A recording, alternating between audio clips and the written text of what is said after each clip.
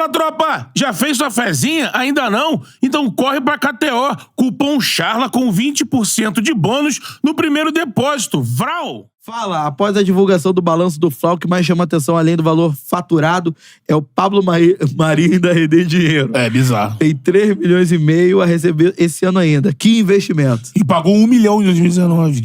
Porque ele tem gatilhos e metas. Eu tava vendo essa matéria falando sobre isso. Tava vendo Isso é aqui importante agora. de falar também. Tá vendo agora aqui no GE. O Flamengo que o balanço revela. O Flamengo em 24 tem ainda em parcelas de jogadores que ele vendeu pra receber 100 milhões de reais. É mesmo, é. Em 2024. França, né? Então, vamos falar sobre isso. Eu acompanhei de perto o início, né, cara? Lá Exatamente. dentro, lá e tudo mais. Acompanhamos. Eu fui setorista do Flamengo lá em 2013, né, cara? Tava vendo aqui você, né? Presente nos jogos. Então, assim, mano, é surreal. Assim, qualquer pessoa que acompanhou aquele Flamengo lá, em tudo, mano, é bizarro. É loucura. A diferença. Porque, assim, a gente viu o início da Copa do Brasil 2013, a gente tava revendo a campanha do Flamengo de 2013 aqui, que eu fui pra todos os jogos dentro e fora do Rio. Cara, o Flamengo inicia um ano ainda com o Renato Abreu, a gente tava vendo o Renato Abreu ali, mas assim, o Flamengo manda embora o Wagner Love, começa a Não renova o Dorival. Quantos caras já estiveram aqui que jogaram nesse Flamengo dessa época, que chegaram aqui e falaram que assim que o Bandeira assume, ele falou assim, pros jogadores que o Flamengo tinham dívida, vai embora, busca na justiça, que daqui a pouco a gente vai conseguir entrar num acordo e vai pagar você. Foi a indicação dele. E a segunda coisa foi, a partir de hoje não atrasa-se mais salário. Não vai ter mais salário atrasado. Não vai ter mais salário atrasado. Com isso, o Flamengo montou um time em 2013, assim, ganhou a Copa do Brasil. Na minha visão, assim, por humilde ocasião, não era um time que você olhava e era favorito a ganhar a Copa do Brasil. Passa por dois favoritos, que era o Cruzeiro e o Botafogo, na caminhada, por exemplo. O Goiás e o Atlético Paranaense terminam muito na frente do Brasil. Só para Libertadores. O Goiás ficou o tempo todo também na parte de cima. E nenhum dos dirigentes do Flamengo naquela época vão admitir. Mas aquele ano era um ano que o principal era começar a sanear financeiramente o clube, que devia mais 700 milhões de reais. E não cair pra segunda divisão. Não, cair pra segunda divisão estava na conta. Estava na conta. Estava na conta cair. Mas assim, tem que se falar, principalmente em 2013. E não caiu. Do Pelaipe e do Valim. Porque o Valim virou vice de futebol. E o Pelaipe era o diretor. Por não ter experiência de campo, o Valim mesmo fala, tem que trazer um gerente de mercado. Um cara... E veio o Pelaipe por indicação de grupo político que apoiava a Chapa Azul. O Pelaipe, mas assim, na época, se torceu o nariz que o Pelaipe chegou. Mas pra lembrar, a história do Pelaipe na época, o Pelaipe foi vice-presidente de futebol do Grêmio. Com o Rodrigo Caetano, diretor executivo. Isso. É o primeiro trabalho do Rodrigo e leva o Grêmio à final da Libertadores. E o Pelaipe, isso é claro, isso não é mistério nenhum. O Pelaipe, ele depois ele sai de dirigente do Grêmio e vira um dirigente executivo. Ele, por exemplo, ajuda. Ele vira tipo um consultor. O Corinthians, que sai da Série B, o Pelaipe fez um trabalho, porque o Pelaipe é muito colado ao Carlos Leite. Sim. Então o Carlos Leite ajudou o Corinthians em jogador, como ajudou o Vasco em jogador. Como ajudou o Flamengo. E aí o Pelaipe teve ajudou. Então... eu acho que o que eu digo é... facilitar a negociação.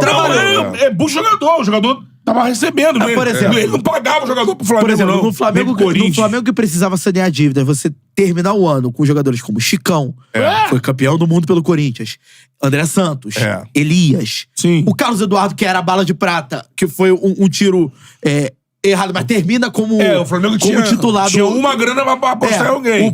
Por exemplo, o próprio Marcelo Moreno vinha com boas referências. Eles não permanecem, depois que o Flamengo continua sem condições pra manter o esporte, né? Não, tem aquela polêmica toda da final da Copa do Brasil dos ingressos. O Hernani é vendido. O Hernani é vendido já. 2016 e 2014. E o Onassi não pagou o Flamengo. Não pagou. 11 milhões. O Flamengo recebeu só anos depois da Argentina. Mas, por exemplo, é um elenco ali que nos primeiros 6 meses... Encorpado por Paulinho, Val, por exemplo, Bruninho. Os primeiros...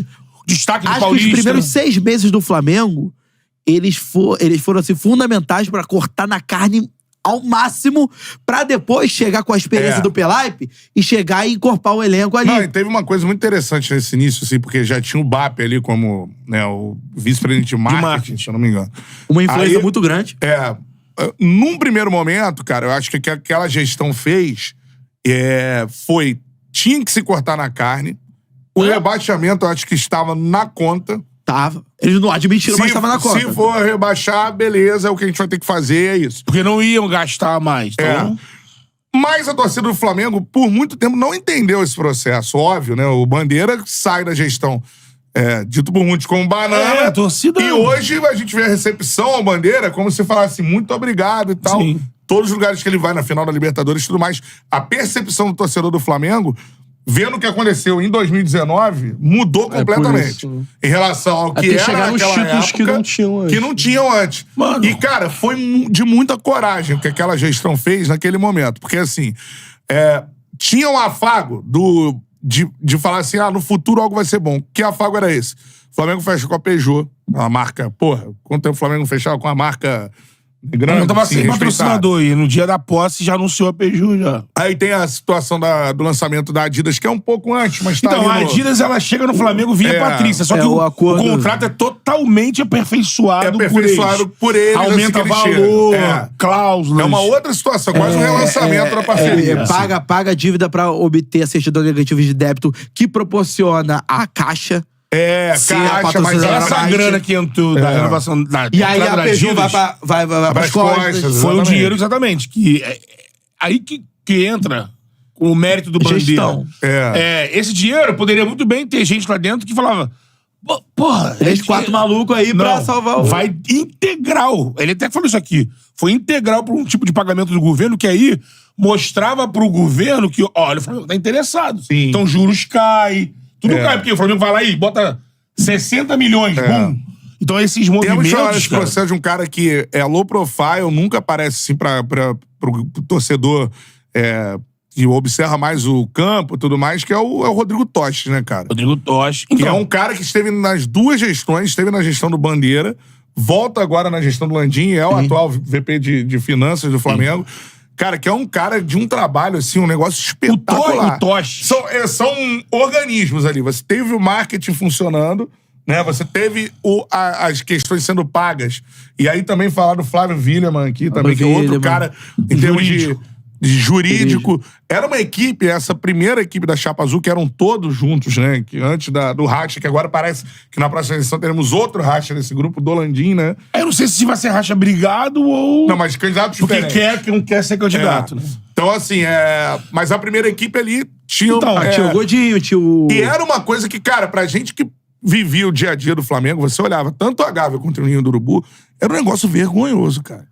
O Ninho do Urubu era uma vergonha quando o Bandeira assume o Flamengo. Era um negócio inacreditável. A Gávea, ele fala da piscina, por exemplo, a conta de água era uma dívida do Flamengo. O carro mais bonito que eu vi ao vivo na minha vida era o carro do Carlos Eduardo. O Carlos Eduardo tinha uma McLaren na época, de 2 lugares. Parecia um carro de Fórmula 1.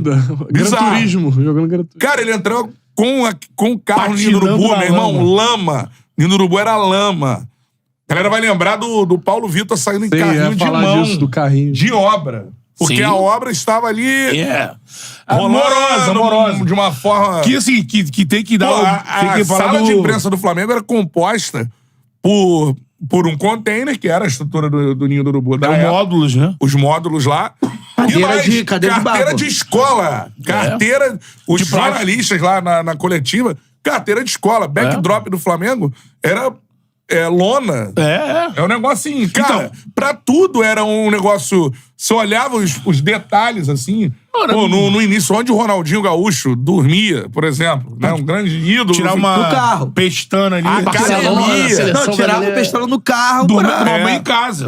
Pra tomar banho em casa. O gramado de treinamento do Flamengo era uma vergonha. Era pasto. Carro de mão que o Paulo Vitor foi... Isso foi até... Não era nem 2013. Isso foi, acho que 2015. Tem aqui, o Alexandre Vobel, tem que falar dele também, que foi o cara que peitou mesmo sem dinheiro, começar a fazer obra com permuta. Aí a obra no início era muito lenta. Porque não tinha grana pra botar. O Flamengo não tinha certidão negativa pra poder entrar na lei de incentivo à base. Que o Flamengo entra com essa gestão. Que o CT do São Paulo, do Caju, os grandes CTs pelo Brasil foram feitos com lei de incentivo. Porque formação, você está formando um jovem, isso entra na lei de formação e tudo mais. Só que você tem que ter a certidão negativa pra poder ter isso. Fala, Charludo! Gostou desse corte que você acabou de assistir? Se inscreve no canal aí, dá essa moral pro Charla aí. Vral!